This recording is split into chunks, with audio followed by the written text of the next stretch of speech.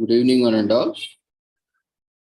Welcome you all to the International Webinar Series on Holistic Health, Well-being and Sustainable Development 2022-2023, commemorating Azadi Ka Amrit Mahotsav, nation celebrating 75 years of independence, United Nations Sustainable Development Goals 2015 to 2030 as part of awareness and campaigns, India's G20 presidency, World Health Organization 75 years of existence in collaboration with Sri Holistic Health Foundation India and Sri Research Institute Center for Arts, Sciences and Wellbeing. Before we start our sessions, let's take the blessings of Almighty.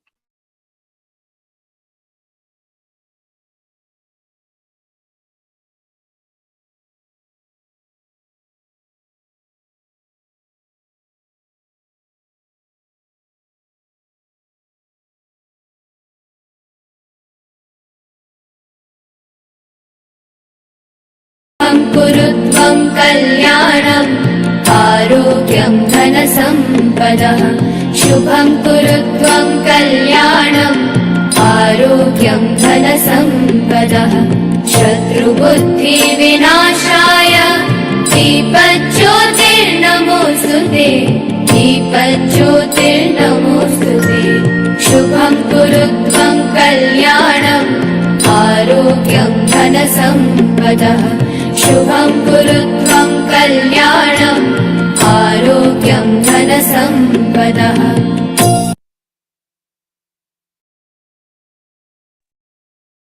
With the blessings of Almighty, we shall continue with today's sessions.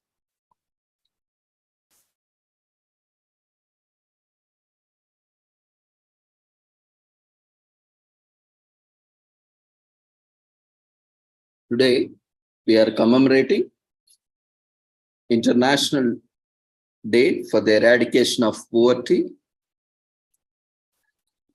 This year, the theme is decent work and social protection, putting dignity in practice for all. The International Day for the Eradication of Poverty, celebrated annually on October 17th, aims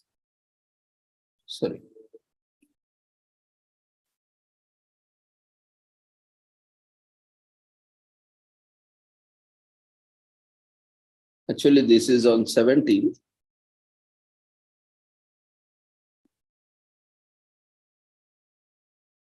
But as we have, taken up sessions related to mental health and also yesterday Social Work Day. So today we are just briefly taking this into context, like number of children without critical social protection are increasing globally and multiple crises set to plunge more children into poverty, creating an urgent need to scale up protection and their welfare. So when we look at various aspects of development, especially, poverty has been prevailing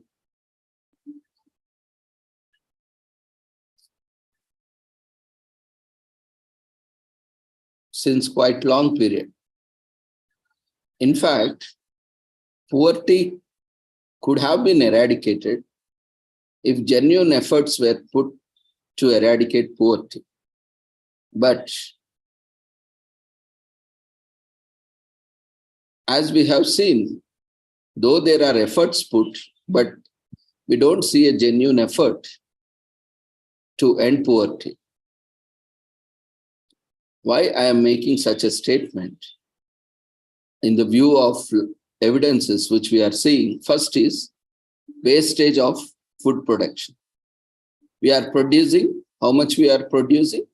We are producing 6 times than the required food grains. But what is happening? In that context, if we see, everyone has more than 5 times what it is required.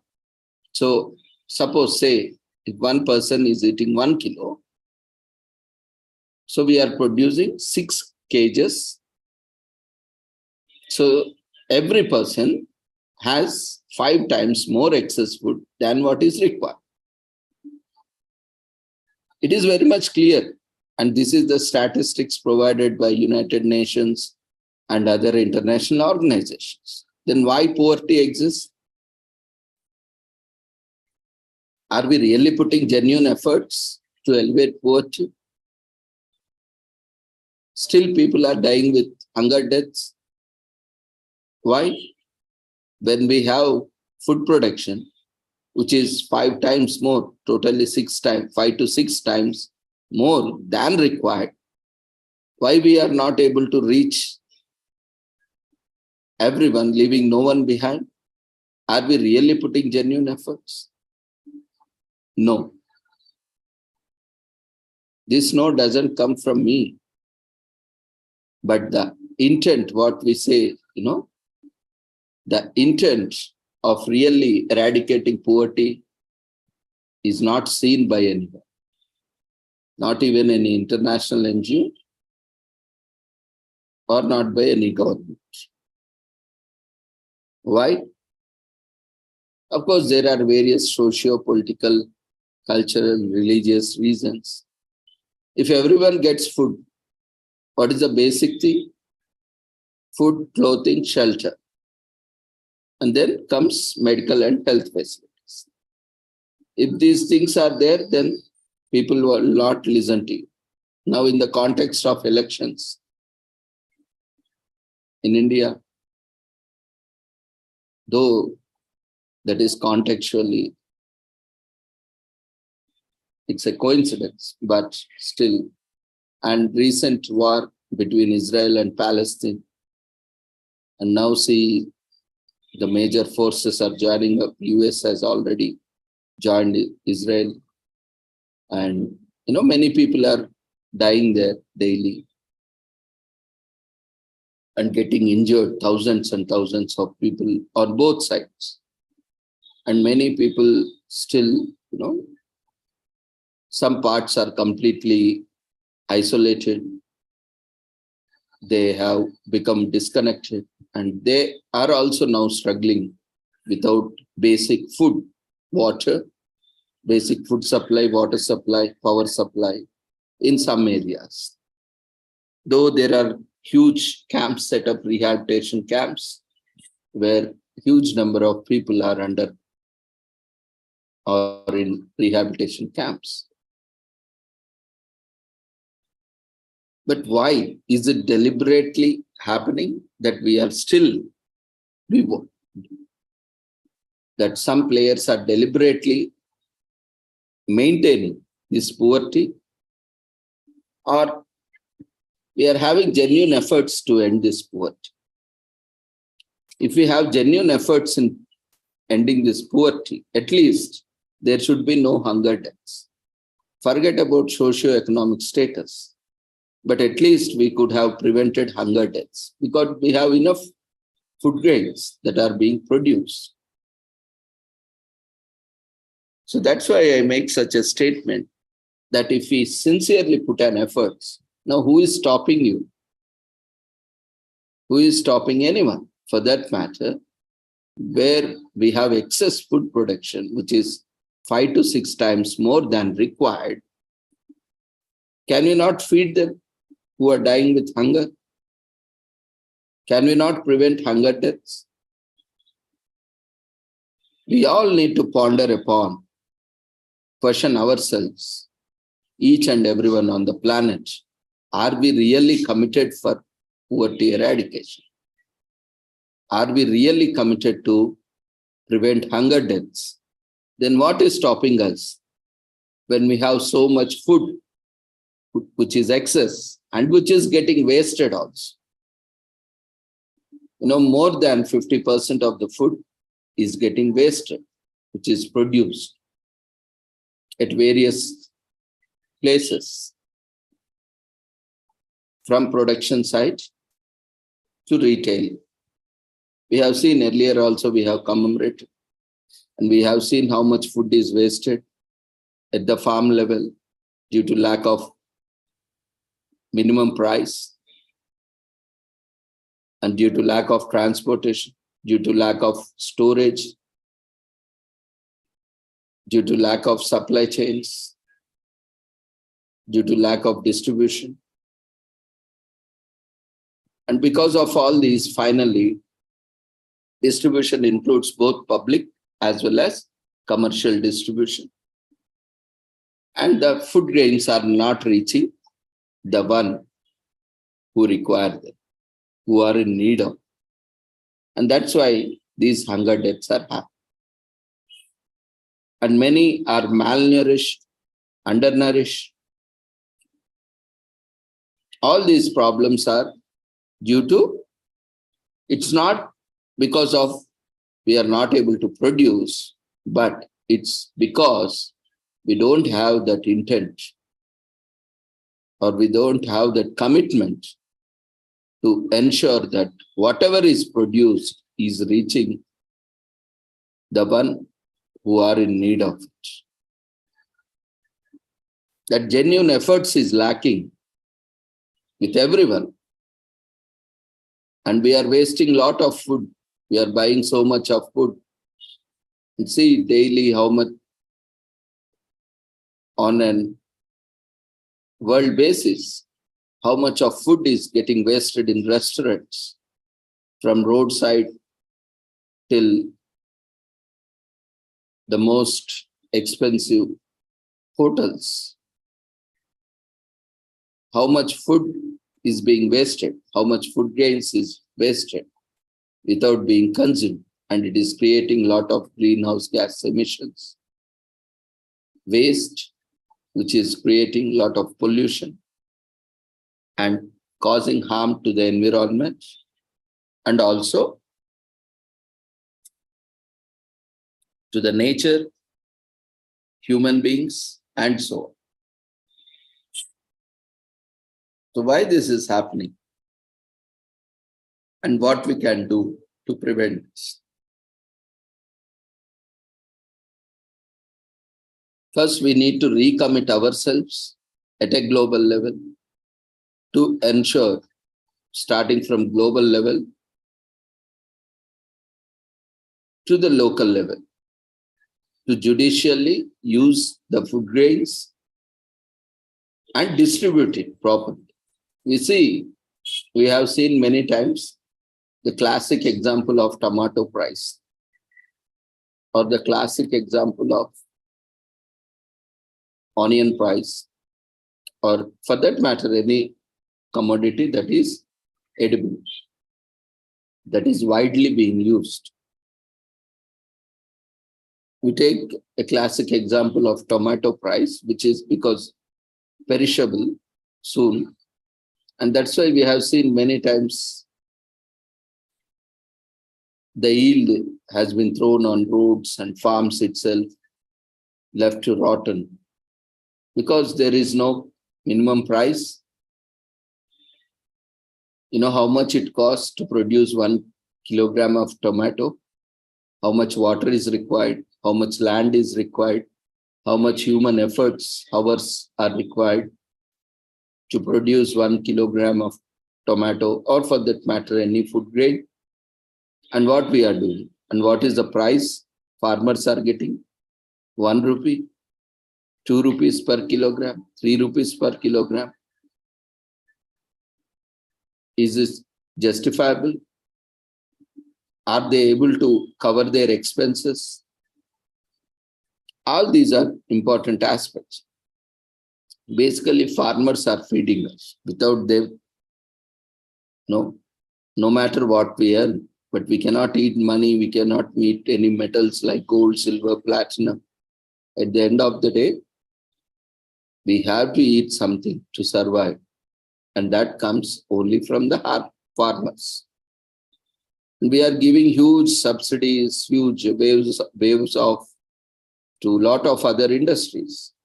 We are not saying that it is wrong, but at the same time, why not provide subsidies? Why not provide the benefits to the farmer And of course, there are always an exceptions. I'm not talking about large scale landholders where they are able to manage. There is always an exception. Whenever we talk about any concept, topic, any problem or any phenomenon, there is always in the standard deviation we see, always there is extremes, both extremes. Extreme poverty, extreme rich, filthy rich. Like we have Ambanis, Adanis in India, who can buy cities or towns. And other side, we have people who cannot buy one-time meal. So these are extremities. If you take on the standard deviation, there are people who are in extreme conditions on both ways. There are world richest persons in India who are one among the world's richest person. And there are also people one among the poorest persons in the world who cannot earn one time in a day a meal or a bread or butter, whatever context we call. So these extremities are always there.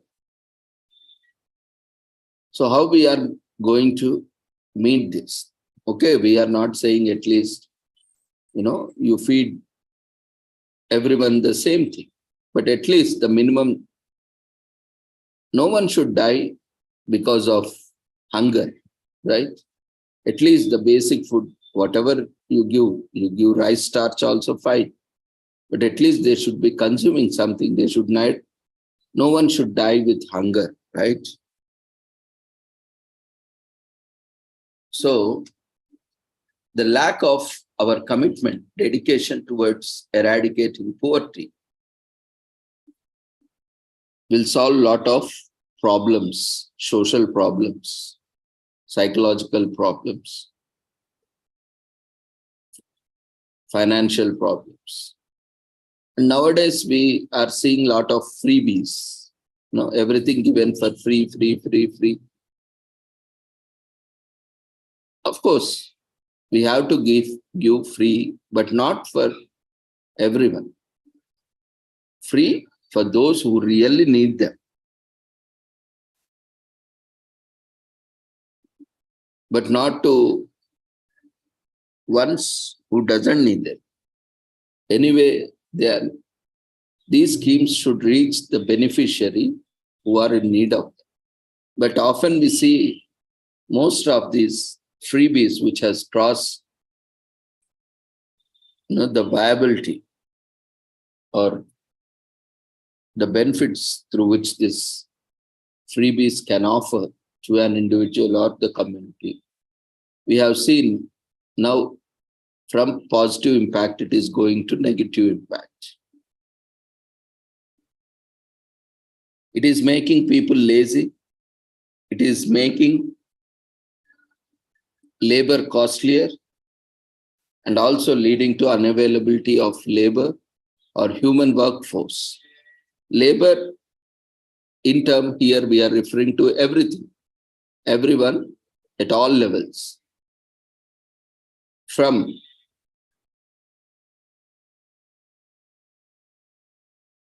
household help, that is maids, scavengers, sweepers, till from that to caretakers, caregivers, to that extent. Because when they are provided something for free, what they will do? They will sit at home, they will not work. Or they demand more for what is required. See, there is always a disparity. Those who can afford, you can always charge them high. And those who cannot afford is the ones who is suffering from that. Those who can afford, they are paying, and those who cannot afford, they are the ones who are suffering because they are not able to access, because as they are getting easy money and they are not willing to work and they are demanding more, So a lot of people who otherwise could get some help, domestic help or farm help, are now facing problem. Because of that, they are not engaging in the productive activities. And many, even recently, we have been working on a project, especially in rural areas. There is no agricultural labor. And most of the laborers are not coming for work. They are demanding more. They are coming, but demanding more. What is happening? Now, freebies are given by various governments. Fine. But will it be lifelong? Now, what is happening? Most of the agricultural activities are handled by machinery. From sowing, from tilling of land to sowing of seeds, harvesting, and processing, everything is done by missionaries. Because labor cost has become more. Because they are getting a lot of freebies, like through various schemes by various governments. There are people who are not eligible, who were unfortunate not to be a beneficiary, and they are suffering. That's a different context. As already I mentioned, there is always an exceptions and extremities in every concept and phenomenon. Here, when we are talking about labor cost has gone high. Today, the normal employee is earning in the showroom scales, girls, sales boys. They are earning 20,000, 25,000. Our minimum wage is somewhere around 15,000. Exactly, I'm not sure as on today, but it should be more than 13 or 15, subject to correction.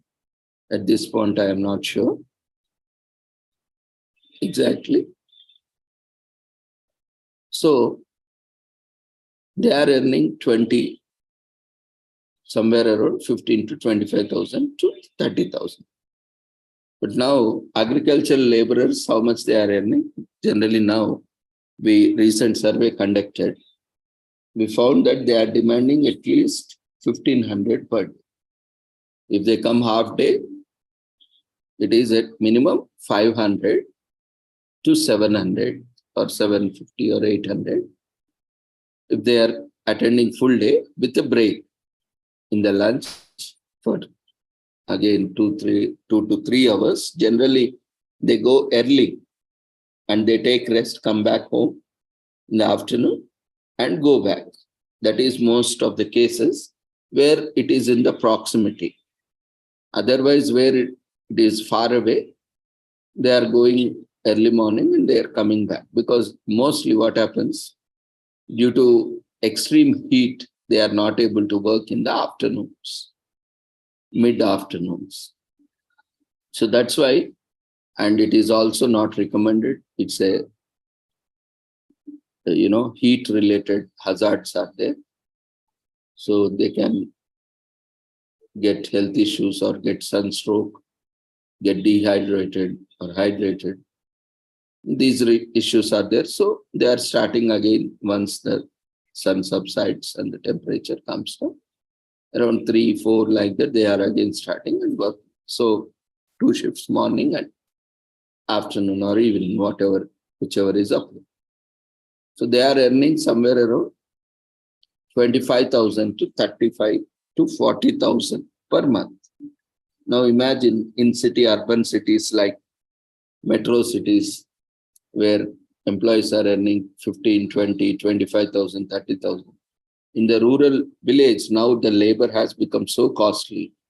In rural village, and we happen to listen to the people where they are saying, you are in metro cities like Mumbai, Bangalore, Hyderabad, Chennai, how much you are earning? 25,000. And you have to pay everything there. And now see, we sitting at our home, in our own village, we are earning 40,000, 25 to 40,000. They are saying, why you have to work there, come here, happily stay in your own house, in climate, a healthy climate, and you can engage in agriculture labor. One side it is good that they are earning good, but other side, many farmers who have small land holdings are giving up agriculture. This is the other side which can create a great crisis in coming days. Because for them, they are not able to afford labor. In the process of survey, we came to know that many farmers are not able to afford labor, and there is a lot of natural calamity due to climate change, inadequate water, extreme heat, all these hot climates, and lot of changes in the environment is causing a lot of new mutations and causing of new pests that are getting, and more and more pests are becoming pest resistant, fertilizer resistant, and more of fertilizers have to be sprinkled or used to gain more yield. A lot of these issues are there. So all these are adding to that, and they are also not interested. Nowadays, sometimes it is happening in such a way that they have to take up agriculture and incur loss for sure.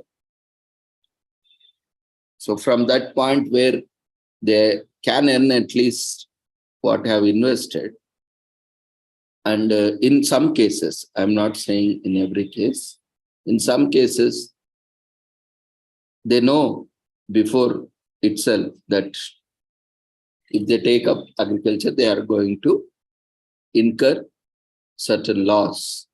They are not going to gain anything. They are going to have a loss for sure. Because of this high fertilizer prices, high labor charge, and various other aspects. So this is one greatest disadvantage. The labor price or the labor workforce price has increased a lot with these freebies. And those who could have gone work and have contributed to the national economy, because of these freebies, they are not working. They are not willing to work for that amount which they were willing to work earlier. Now they are demanding more. Because of that, the first thing is they lost their employment because they are expecting more. And the other thing is the production, agriculture is being affected because the small farmers or farmers who are taking farmland for lease, they are not able to afford, they are not able to gain at least what they have invested, or to the extent they are not able to gain profits to that extent. So they are quitting agriculture and they are moving, they are migrating. So what happens? It will have impact on the total food production. So food production will decrease, and this is, we are talking in a global context where total food is 6 times more than required. But it is not same in every country, every place. In some countries, there are huge surplus. In some food grains, in some countries, there is a huge deficit. And again, a lot of aspects are there: affordability, accessibility. All these aspects are there which are influencing this poverty. So that's why it is very much important to address these issues. If you really want to eradicate poverty, there are various issues that needs to be addressed. First is basic things should be available for everyone. Basic food, clothing, and shelter, and medical health care facilities through government institutions infrastructure, like public distribution systems, free food safety program. The central government in India, if you take in India, the food safety program provides every family or every person who is having this ration card or whatever, food security card, they are getting monthly some amount. It varies from state to state. In some states, they have different. They are adding up, and some states they are reducing as per their requirements and availability, the supply and demand thing. So in some places it is less, some places it is more. So every person is getting some food grains where he can eat something. So at least not die with hunger. But that is recommended.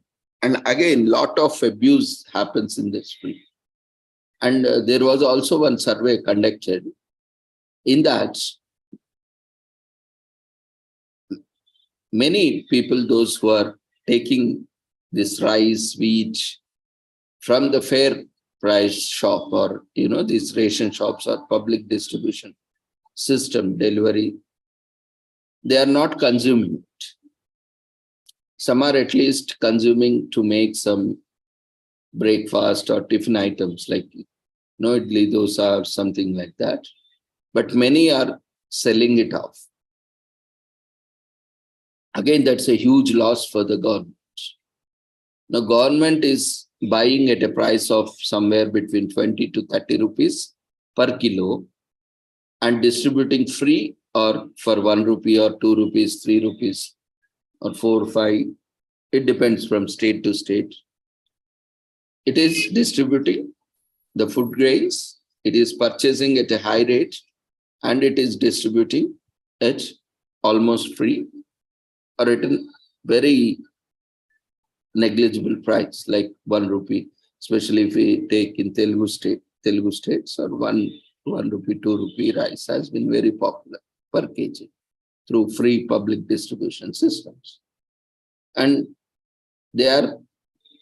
many of them are not consuming it. They are again selling it off. Now, how much is the loss for the government? As it is not meeting the requirements, as it is not perceived to be consumable by the beneficiaries, they are selling it off to roadside, tiffin centers and hotels, because they cannot buy again, investing. Now the rice is around 5,500 to 10,000. It depends on the variety, somewhere around good quality rice. No, they cannot invest that. Again, that is not viable for the price that is being fixed for the breakfast or tiffin center. So they are buying this rice and using that rice.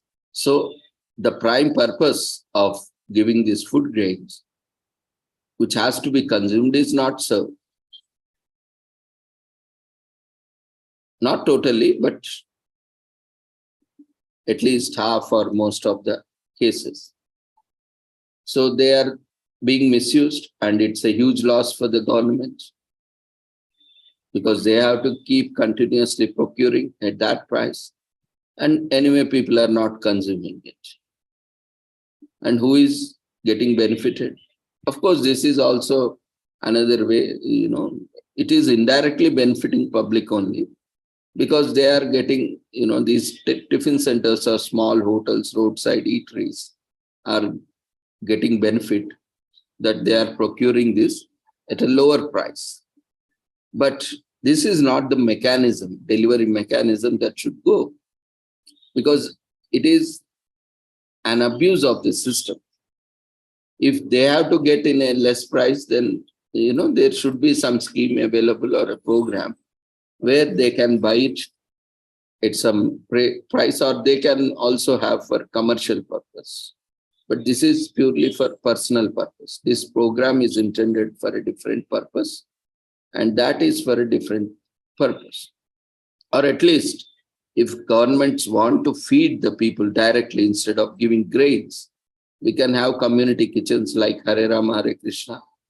They are also serving this breakfast, lunch in schools, and also they are serving lunch.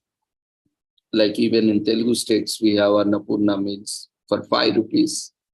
And in Telangana and in Andhra also, they introduced Anna canteen. In Tamil Nadu also, they have Amma canteens where, food is being distributed. The cooked food,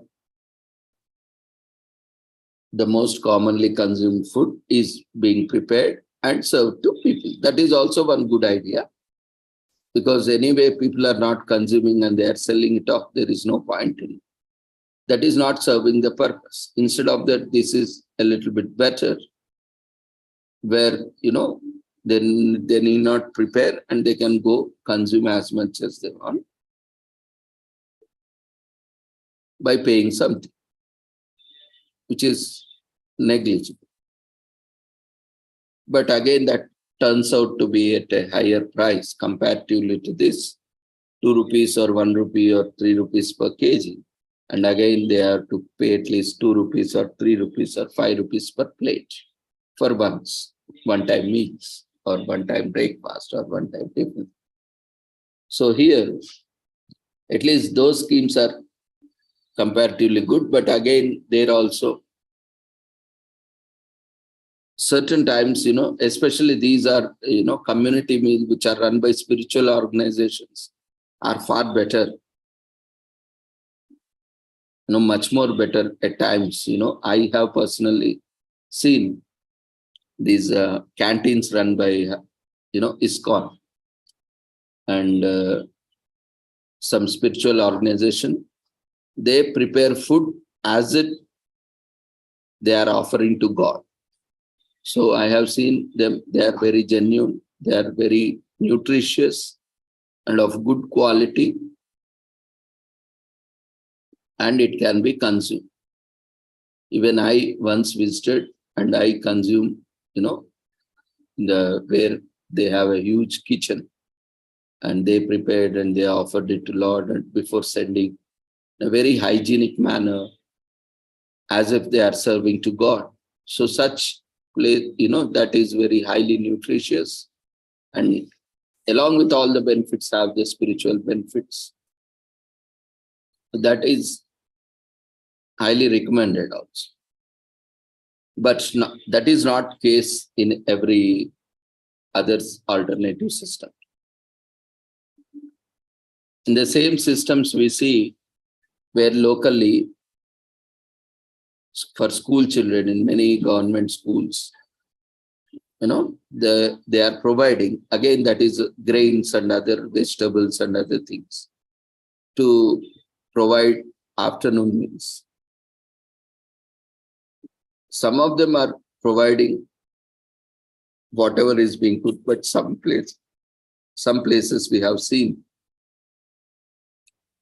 some are struggling. In fact, they are doing their best, but some places they are still struggling, and in some cases, lot of misuse happens. They don't cook it, they use substandard, or they partially prepare and partially, again, they are sold out in black markets or for personal use. So the basic purpose of preventing hunger or preventing poverty, at least, that is not being served to that extent. I'm not saying, it is not at all served. It is serving but not to that extent. So we can focus on all these aspects where we can improve and overcome poverty. I think community kitchens, instead of giving money, maybe we can give to spiritual organizations or those who are really committed and are willing to serve. We can have some genuine NGOs or spiritual organizations where they can have 3 times meals of food offer through community kitchens, where at least we can prevent these hunger deaths.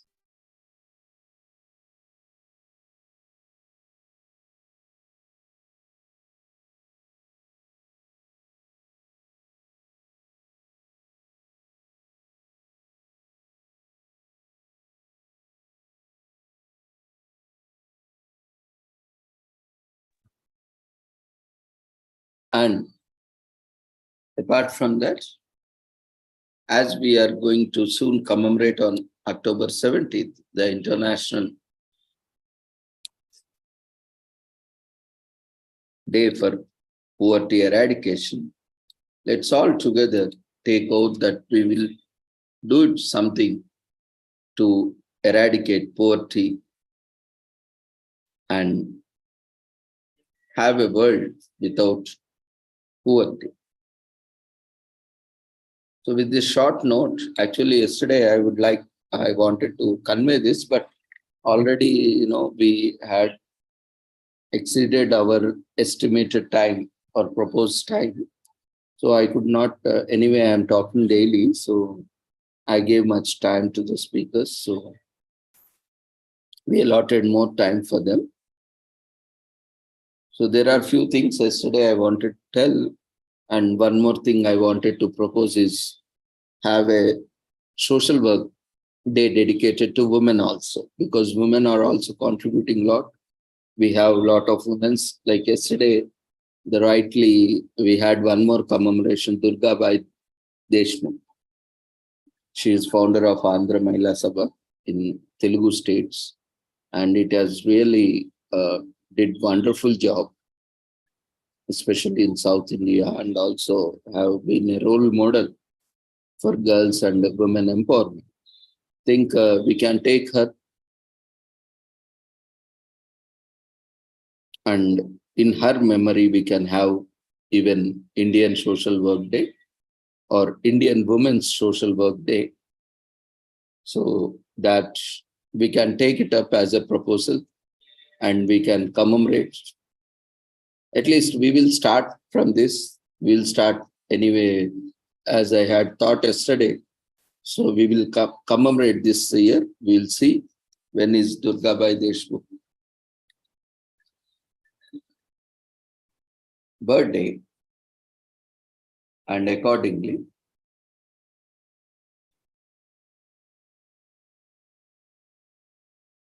we will celebrate on that day.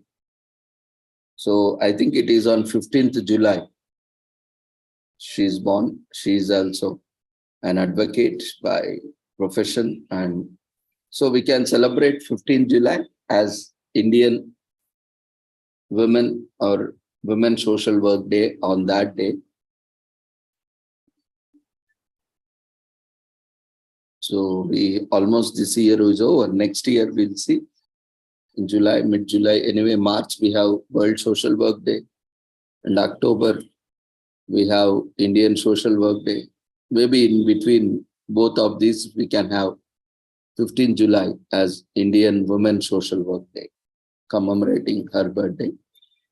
And regionally also we need to have, such days commemorating, like if you take in Telugu states, there are various social reformers.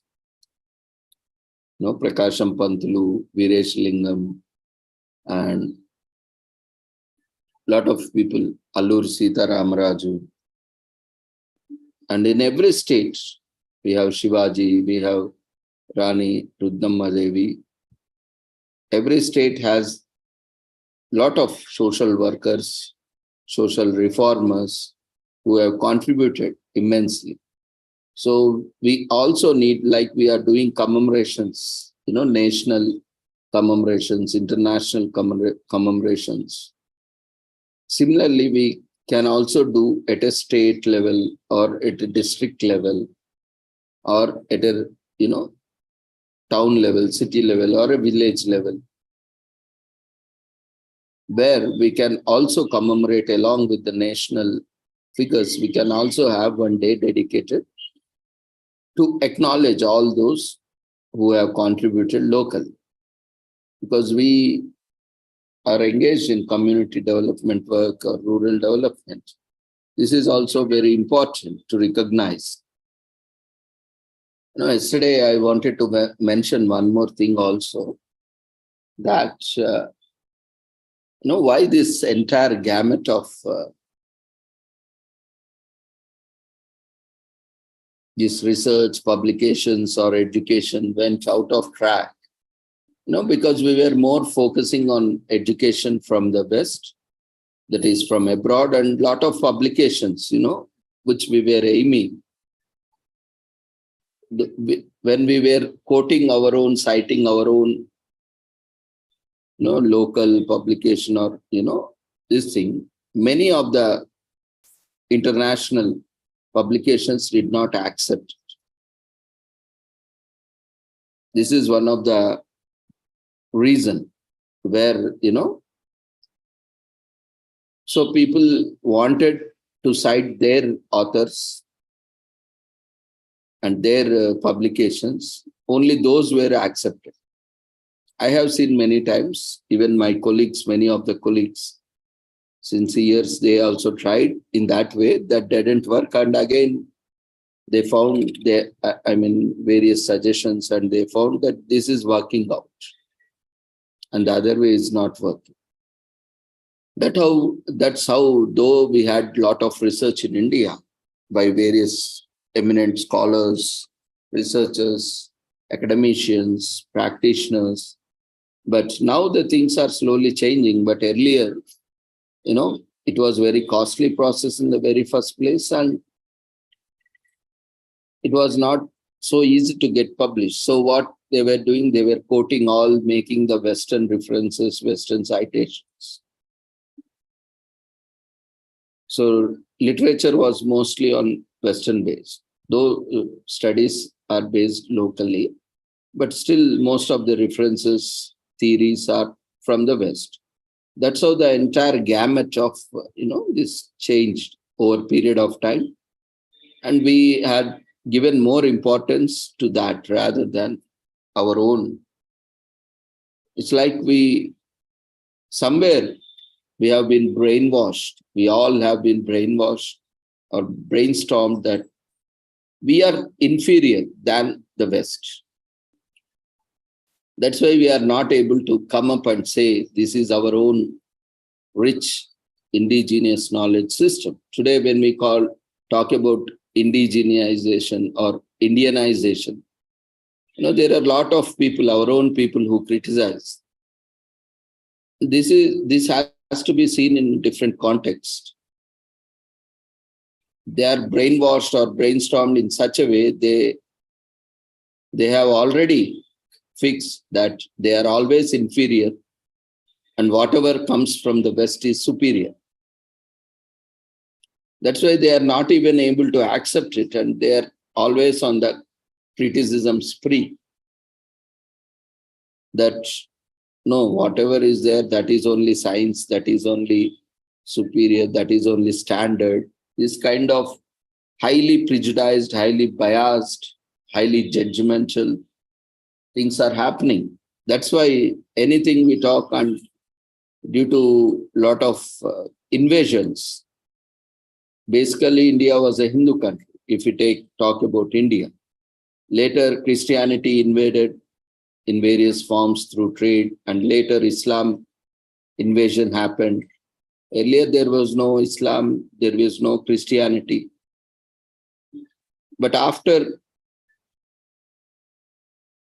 Christianity came to India, after Islam came to India, after other religions came to India, they tried to convert, they tried to gain their upper hand, and they want to destroy. And they are in continuous day-to-day work is to destroy local cultures and traditions. They are always, you see, a lot of conversions happening everywhere. Why? Because their only agenda, their only motto is to convert people. They don't accept that other religions or other gods are, equal. Because if they say that, there is no point in conversion. So they will not increase their numbers. They cannot destroy the cultures. Unfortunately, I should not tell that, but unfortunately, that is what's happening. That is reality, which we cannot digest, but that is what's happening. The invasion of these cultures, religions into the nation has led to so much devastation, destruction of cultures, languages, traditions, and what they promoted. This westernization of education or westernization of these publications and all these things, they are not, with this influence, they are not able to accept that our own,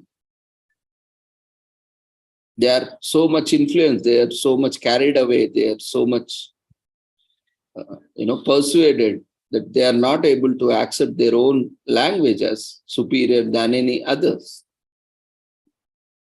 To that extent, here people, both literate and illiterate, have been brainwashed or brainstormed or kept persuaded under the influence that whenever we talk about localization, indigenization or Indianization, people start criticizing because it is their understanding, they are all still in that mindset. But in fact, it's losing your own identity. Tomorrow you cannot say, maybe today you can say, but tomorrow you cannot say that what is your identity. Maybe we should be proud enough to say, I am an Indian. I am an origin of India. I am from a place where Vedas originated, where we call Vedic land. So we have to connect to our sages. Our lineage should be well intact when we talk about ourselves. But these invasions, these political, religious invasions have been successful in destroying the rich culture and traditions of the nation, of our country. So that now people have lost their identity. They are no longer able to connect back to the roots of the nation. They already forgot who they are. And many of them are having this identity crisis. They don't know. Because there is no religion that existed in India before. All are Hindus only. Now, if they say that I belong to particular religion or I belong to particular belief system, which were not native to nation, so they came from somewhere else, or they got converted. They were here only, but they got converted into that. And they lost or they changed that identity. Now that has created an identity crisis for them. And this continued for generations to generations.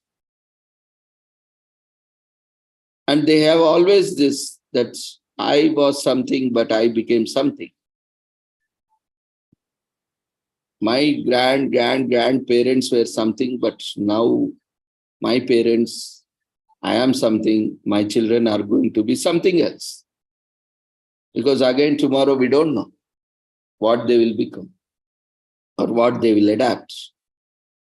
There's nothing wrong, because these things are, we have the freedom, constitutional rights. But at the same time, why we are discussing all these aspects, the influence of invasions on indigenous or local culture traditions. We have seen how invasive species, invasive animals, invasive vegetables, invasive fruits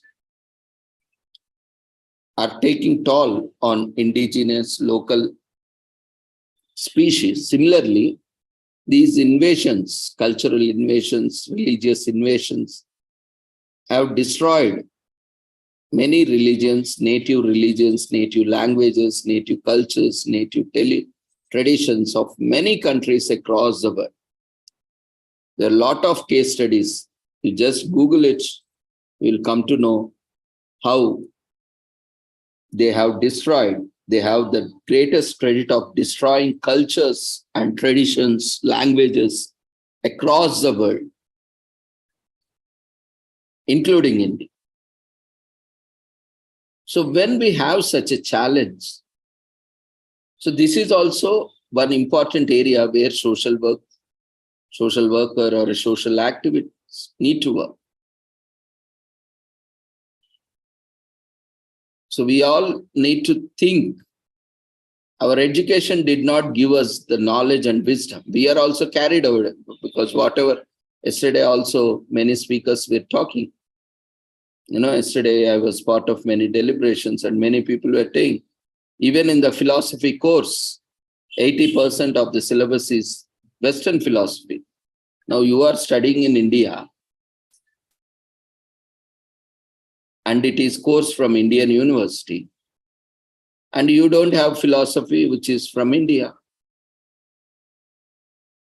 That is what happened when these invasions came and they wanted to destroy the local cultures, tradition, local education, local system. This is what going to happen. And hardly 20 to 25% talks about Indian philosophy and rest talks about Western philosophy. Now, in future, that 20%, only God knows whether that will be also there or not. This is what happening in India. Why? And again, there are many fools here. Unfortunately, I have to say that, who don't understand this basic common sense also. But those who are highly educated, highly experienced, are occupying great positions, but they don't understand this simple thing. But they continue because they have vested interest. It's not that they don't understand. It's not that it is beyond their understanding or imagination. Because they have their own vested interests. So they want some status, they want some position, they want some recognition, they want some award. So they are contributing to that. More or less like a traitors to their own culture, tradition, nation, or religion, language, unfortunately. So all these issues were there. We need to really work on it. Respecting each other, respecting all. It doesn't mean that you respect me, I don't respect you. That doesn't work like that. Or I respect you, you don't respect me. That doesn't work like that. When we talk about secularism, that's why I was always having a second thought about the secularism, because we follow secularism, but other people doesn't follow it actually. We say everyone is same and others says, no, we are not like you. You are different, we are different. We have our own God, we have our own religion. We don't pray for you, we don't respect you, we don't follow you, we don't respect your cultures, we don't respect your traditions. Again, where is the point of secularism? I don't understand. Secularism is irrespective of what you worship, what you practice, what you do. You should have respect for each other as a human being.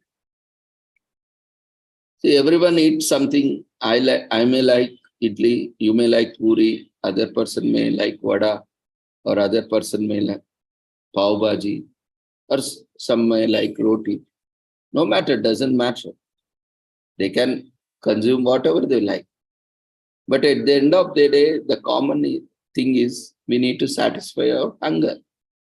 So we should be able to respect that we have a requirement of meeting our hunger, whatever is our choice, our availability, our preference, we are consuming. Similarly, religion should also be like that. But unfortunately, these religions, belief systems, they spread hatred about other religions. They don't respect other religion equally to them, equal as them. They always show other religions are inferior and try to convert them by saying ours is only superior hours is only the genuine quality. This kind of things, as an educated person, will you appreciate? As a social worker, as a social activist, is it right? Is it moral? Is it ethical? But this is widely prevalent across the world. And it's like devil preaching. And that is what happened. So these are various issues, social evils that are happening in the present society, contemporary society or modern society, where we need to really work. Today, hate speech is what happening. But without understanding the causes where this hate speech is coming from, we talk at a superficial level. It doesn't work. We need to understand what is the root cause. The root cause is from those who have invaded and those who are trying to occupy, promote their own, but they are not caring about the own indigenous system that existed before their invasion. That is the problem. So they are the ones who are creating problem, that unless and until we understand it, the root cause, we will not be able to address this. And we need to protect, we need to make them understand that your survival existence relies on this. So such things are there. We need to draw out an interfaith dialogue where we have to make them understand that we are respecting you and you should also respect us, no matter irrespective of any religion, race, ethnicity. If we are respecting you, you should also respect us. And that is a basic understanding. And we need to educate them, bring awareness to them, those who are not able to understand this simple concept, simple concept or simple phenomenon.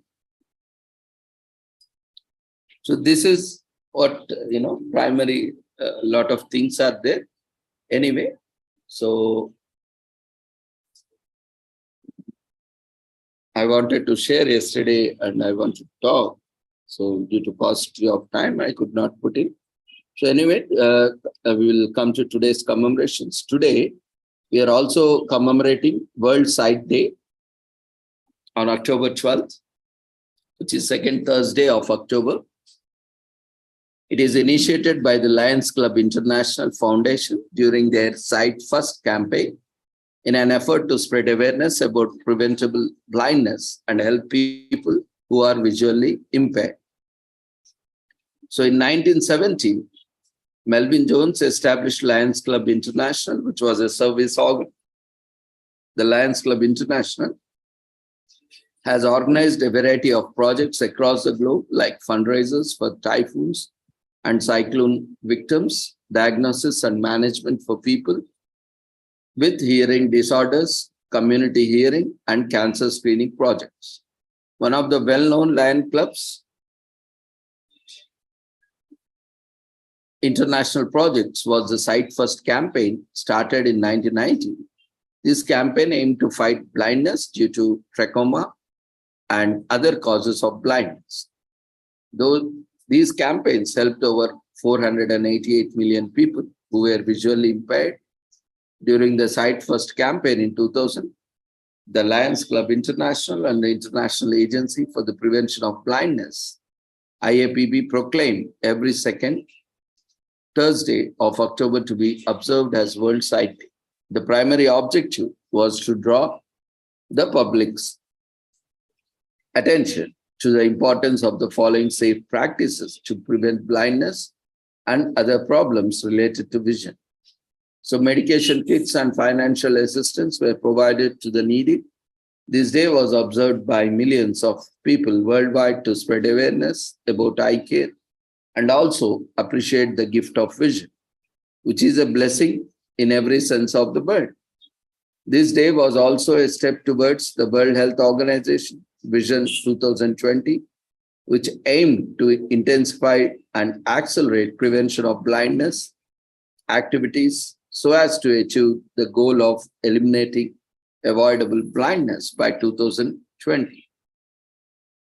So World Sight Day was celebrated with the theme Hope in Sight in 2020, and over 755 World Sight Day events were organized in about 140 countries worldwide.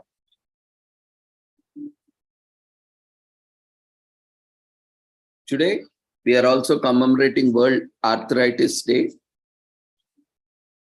which is dedicated for the global awareness about plurality of arthritis.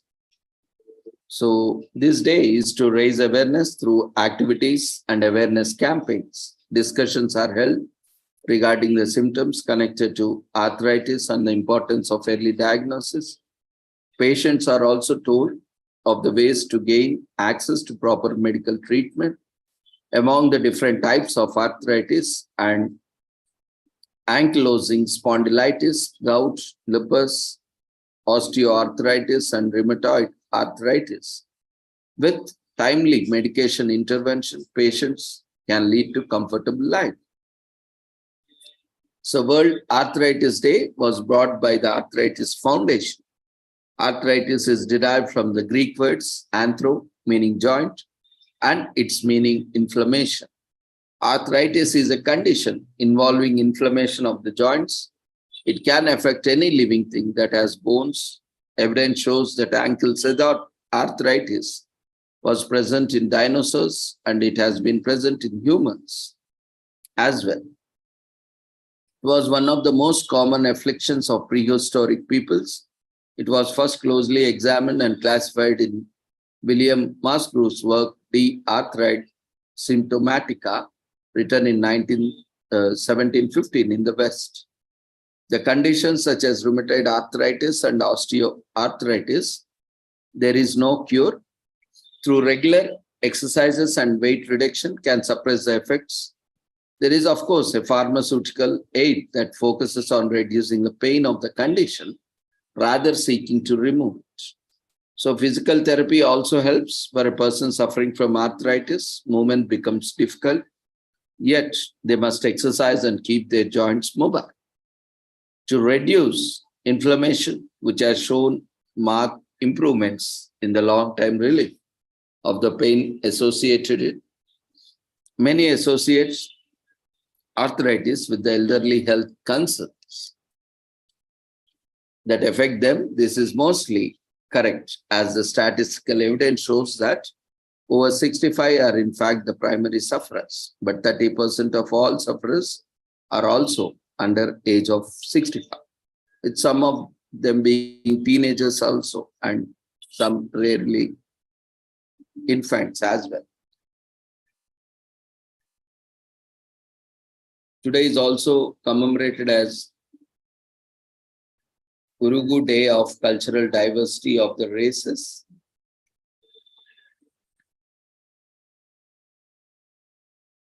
In Uruguay, it honors country's indigenous people and celebrates Latin America heritage and historical richness. It is an alternative take to Columbus Day. While one celebrates the discovery of the New World, the other seeks to reflect on what the transition from pre-Hispanic times of the modern era has been meant for autonomous groups, shining a light on how, while Spanish-speaking world grew, indigenous cultures virtually disappeared. The Day of Cultural Diversity aims to review history and give a voice to untold stories.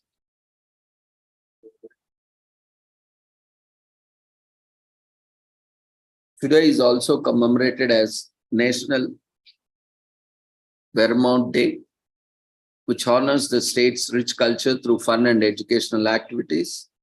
It is one of the first states to legally abolish the practice of slavery and gain independence from the European settlement. The historical value is immeasurable and should be brought to the forefront. So the day encourages us to learn some basic local traditions in celebrating this day. from music, museum tours, nature exploration, to cooking delicious desserts with Mermont's maple syrup, and so on.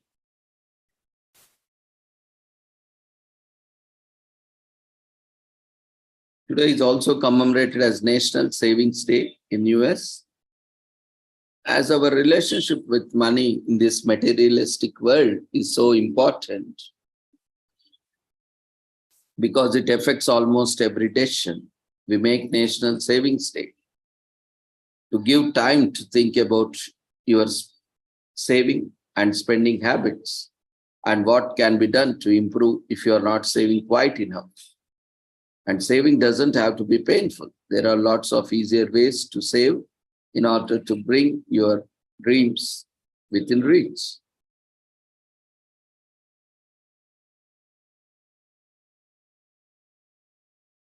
Today is also commemorated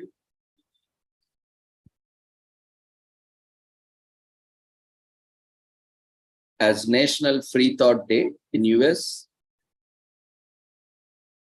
It's an irony that it has taken so long for us to celebrate and raise awareness about something as basic as independent thinking. I was just talking in the starting that we are highly dependent on thinking. We are highly biased, prejudiced, judgmental, and influenced by others rather than our own faculty or independent thinking. Every free and democratic citizen must be allowed to enjoy freedom of political, educational, regional, religious, and scientific thinking. Yet humans have always been cynical about unique or independent thinkers. Famous persons such as Einstein, Newton, Da Vinci, Galileo, and many were ostracized, penalized, and even executed because the majority did not agree with their thinking. So National Free Thought Day cultivates an environment of an understanding and freedom. There's reason why it is celebrated.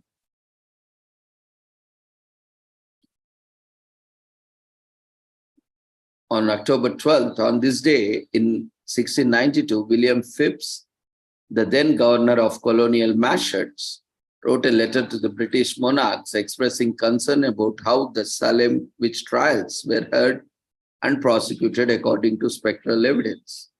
He complained that the entire evidence upon the judgment was executed was someone's beliefs and dreams. In the Salem witch trials, almost all of the evidence were assumptions that a person was involved in consorting with devils, and there was no definite proof. So William Phipps, therefore, following mass protest and agitation, stopped the Salem witch trials. So in 1994, organizations such as Free Thought Society, American Humanist Association, and Secular Coalition for America initiated the celebrations for free thought. And although the Salem witch trials was abolished in 1693, persecution for free thinking continues to date. The one ideas contradict established norms does not make anyone less deserving to be heard. In the freedom of thought were outlawed, and we would have been denied some of the most brilliant discoveries, inventions, and creations that humankind has achieved. So this day of Free Thought Day celebration started in 1994, but it took another 4 years to become popular and celebrated all over the country in US. Today we are also commemorating Mexico Day of the Pluricultural Nation. Pluricultural Nation is Mexico, or the Day of Pluricultural Nation in Mexico is locally known as Dia de la Raza, the Day of Races, and is celebrated across Mexico to mark the official recognition to the indigenous people of the country. The day also illuminates the multicultural, multilingual, and multi-ethnic culture of the country. The idea behind the day was brought into existence by Mexican Senate to motivate the promotion and recognition of various cultures that coexist in Mexico.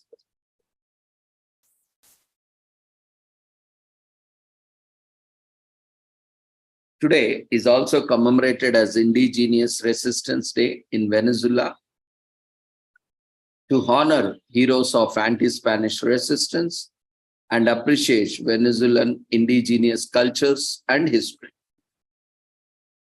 Norse were the first to step foot in Americas and establish a settlement. Venezuela, officially known as Bolivarian Republic of Venezuela, is a country on the north coast of South America. It consists of 23 states, including the capital district and federal dependencies, covering Venezuela offshore islands. British Resistance Day in Venezuela was previously Dia de la Raza, Day of the Race, which is synchronous with the Columbus Day. But that didn't sit well with the locals and was changed to the later in 2002.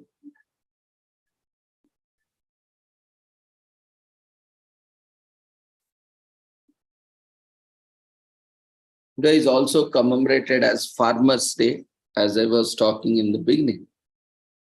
In the US, today it is celebrated as Farmers' Day in the US on October 12th.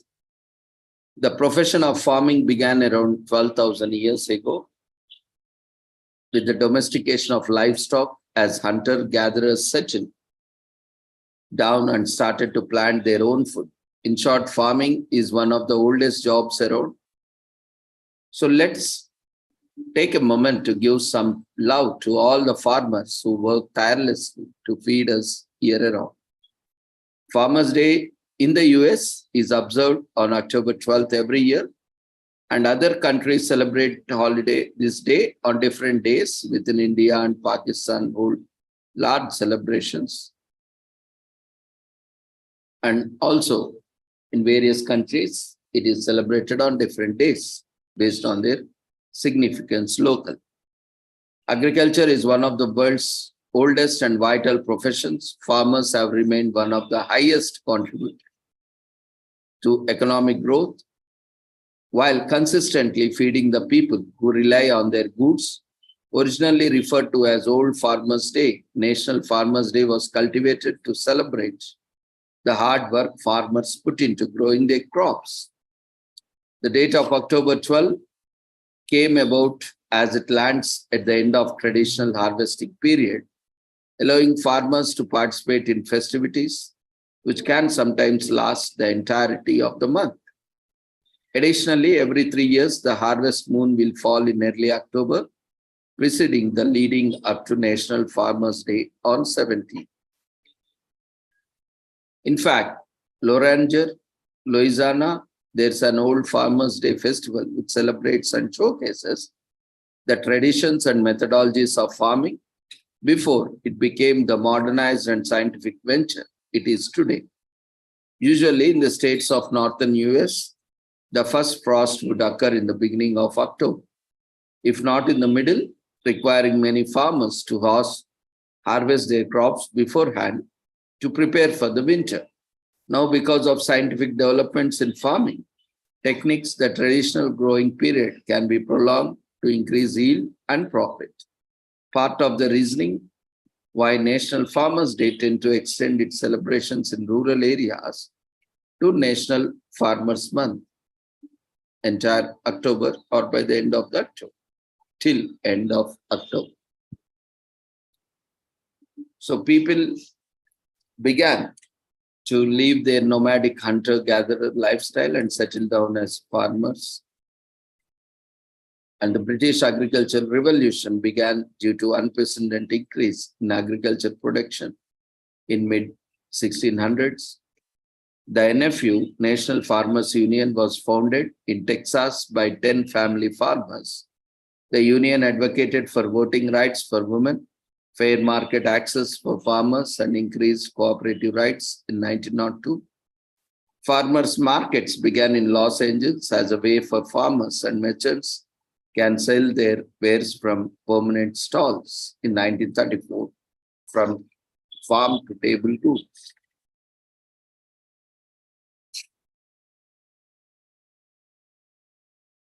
We think these frontline heroes, farmers, deserve more than just one day.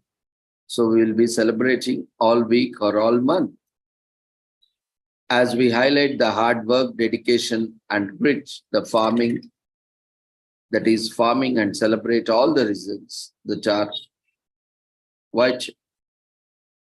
So in Pakistan, Farmers' Day is celebrated on December 19th to promote farmer welfare and prosperity. In Ghana, National Farmers' Day is celebrated on the first Friday in December, celebrated by honoring deserving farmers and fishermen with special awards. In India, National Farmers' Day is celebrated on December 23, on the birthday of 5th Prime Minister of India, Chaudhry Charan Singh, who introduced numerous policies to help Indian farmers, and it is celebrated with debates, seminars, and workshops discussing farmers' practices in India and awards. In Zambia, first Monday of August is celebrated as National Farmers' Day to honor their farmers. So similarly, in different countries, we have different days dedicated for celebrating National Farmers' Day. So thank a farmer. They are the backbone of the bread basket and what feeds not just this country, but many other nations, as agriculture is usually a major export. Make sure you thank a farmer today for all their hard work keeping bread on tables everywhere. Buy from a local farmer. One of the best ways to thank a farmer is with your wallet. Head to the farmer's market or join a local CSA, community supported agriculture, to get some fresh food, local produce from local farmers. Start a garden or become one yourself. Growing your own food is one of the most sustainable and rewarding ways to celebrate National Farmers Day. It may have a tough learning curve to plant and grow just a few tomatoes, but the taste of tomatoes right off the vine and make it all worth it. So 2 million number of farms are there in US. The contribution of agriculture in the US economy is $1 trillion. The percentage of US labor force made by ranchers is 1.3%. The percentage of US crop losses caused by extreme weather is 90%. 90% of crops is lost due to extreme weather. We are paying for it. The number of jobs available in agriculture in the US each year is around 50,000. The percentage of crop cash that is generated by corn and soybeans is 40%. The number of people that average US farm feeds each year is 166. The percentage of food that Americans throw away every month is 25%.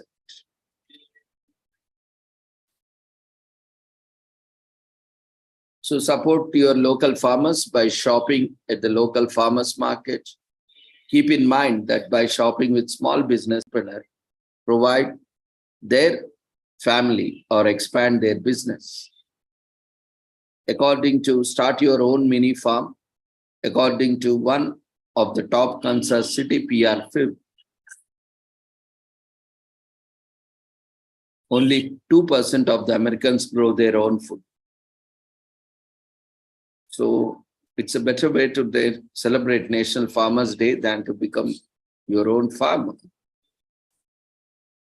So it could be your favorite fruits or veggies growing in your backyard.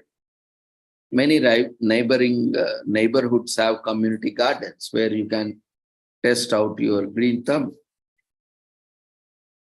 and engage in gardening, farming.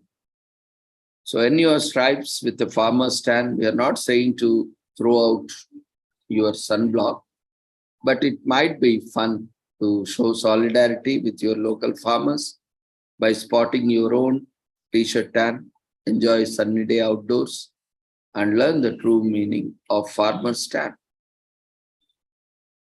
Farming developed independently all over the globe, whether it was farming rice, wheat, bananas, almonds. Farmers are always working tirelessly all over the globe to feed the world. It is hard to imagine a world without having access to fruits and vegetables. Fortunately, there is a group of professionals that dedicate themselves to growing perfect techniques.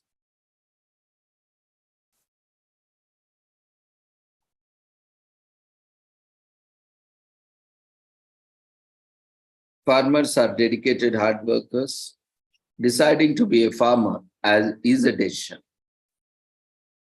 that not many take lightly. So creating a farm requires investment, tons of hard work, equipment, time, and passion for growing food.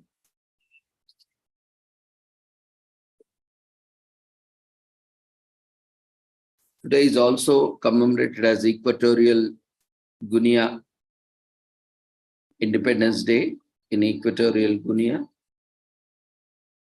Marks when Equatorial Guinea has gained independence from Spain in 1968.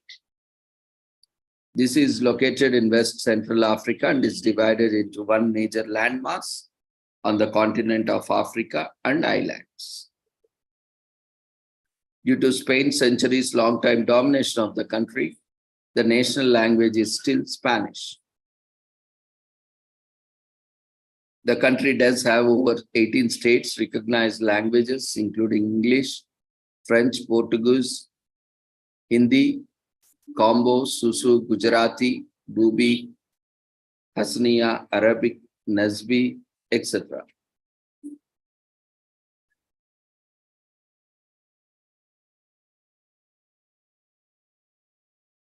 Today is also a day of respect for cultural diversity in Argentina.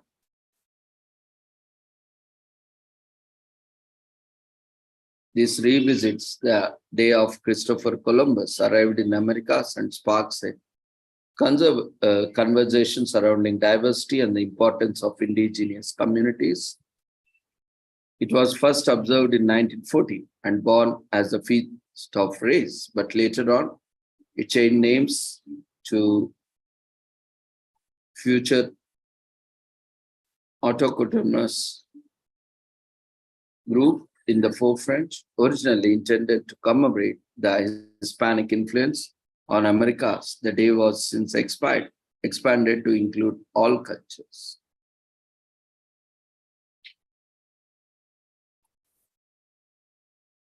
Today, this week, starting from today till October 18th, is commemorated as National and Bone Health National Action Week.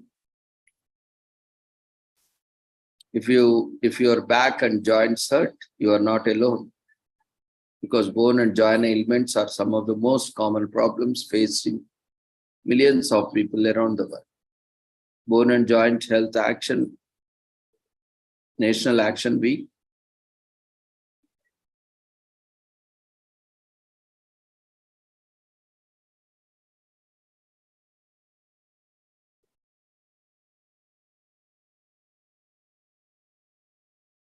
Bone and Joint Action Week centers around discussions on preventing and treating arthritis, back pain, trauma, pediatric conditions affecting bones, and osteoporosis.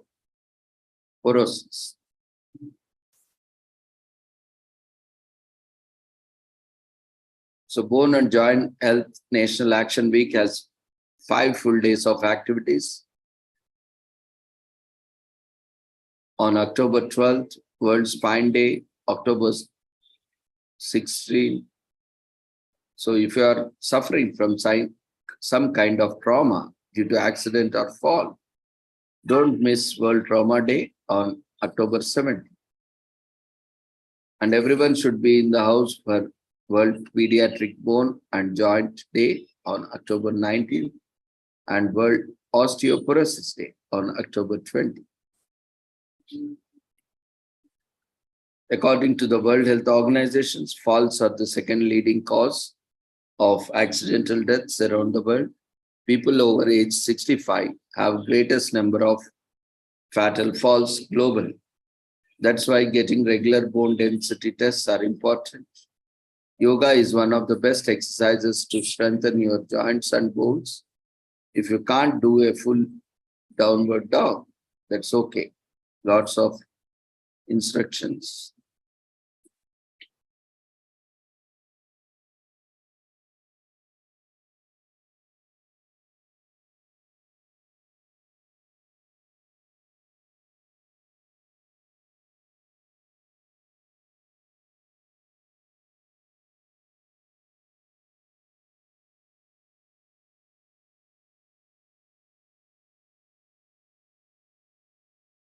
So, according to World Health Organization, falls are the second leading cause of accidental injury deaths around the world. People over age of 65 has the greatest number of fatal falls globally. That's why getting regular bone density tests are important. Yoga is one of the best exercises to strengthen your joints and bones. If you can't do a full downward dog, that's okay.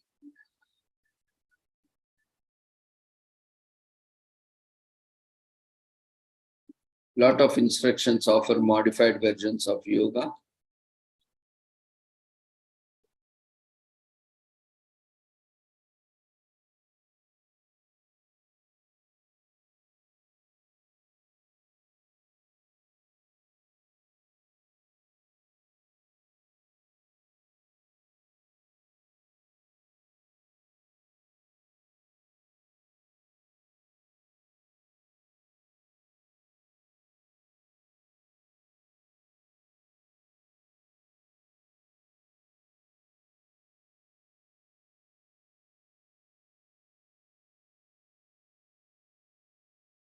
So with this, we shall end the commemorations for the day. Thank you everyone for joining us.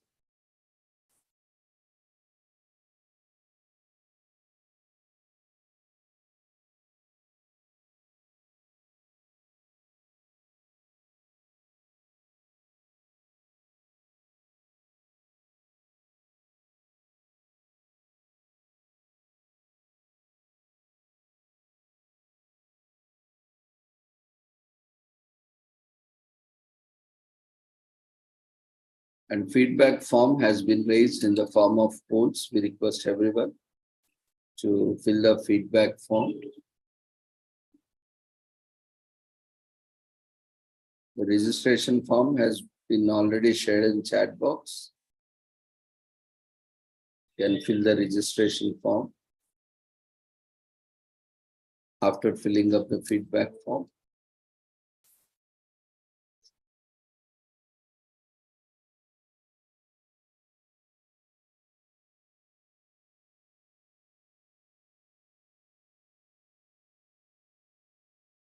All the certificates will be issued at once. Whenever they are issued, you will be notified on the website and in our social media platforms.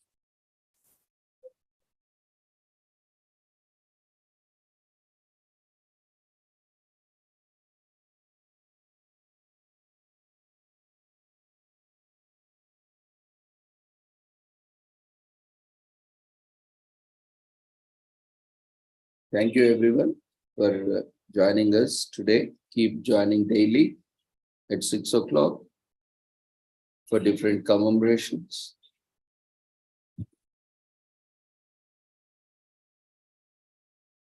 To see you all tomorrow. After filling up the feedback, you may leave the platform.